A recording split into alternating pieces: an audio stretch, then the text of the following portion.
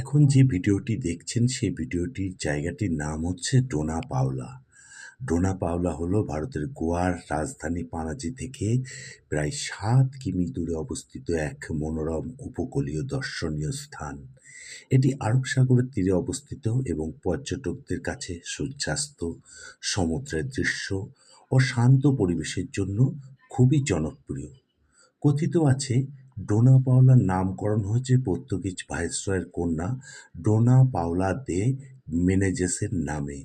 স্থানীয় একটি কাহিনী অনুসারে তিনি এক স্থানীয় যুবকের প্রেমে পড়েছিলেন এবং পারিবারিক বাধার কারণে সমুদ্রে ঝাঁপ দিয়ে আত্মহতি দেন।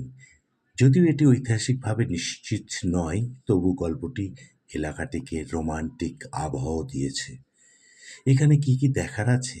ভিউ পয়েন্ট ও জেটি, সমুদ্র ও মোহনার অপূর্ব দৃশ্য এখানে দেখা যায়। এছাড়া সূর্যাস্ত, সূর্যোদয়, এক অপরূপ মোহময়ী পরিবেশ সৃষ্টি হয়।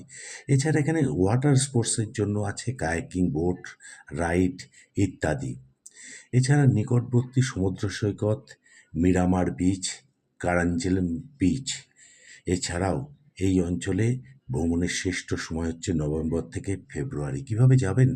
পানাজি থেকে ট্যাক্সি, অটো, বাসে সহজে এখানে পৌঁছানো যায়। নিকটবর্তী বিমানবন্দর ডেভোলিম। ভিডিওটি ভালো লাগছে কমেন্ট করবেন, করে আমাকে উৎসাহিত করবেন। ধন্যবাদ। ভালো থাকবেন সকলে।